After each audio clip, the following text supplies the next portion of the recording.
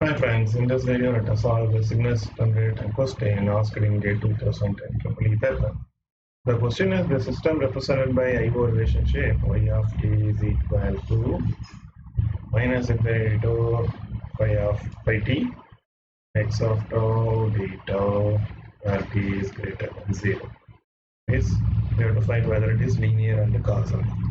You see, whenever we have summations or integration, so surely it is linear system. So since it is linear, right? Okay.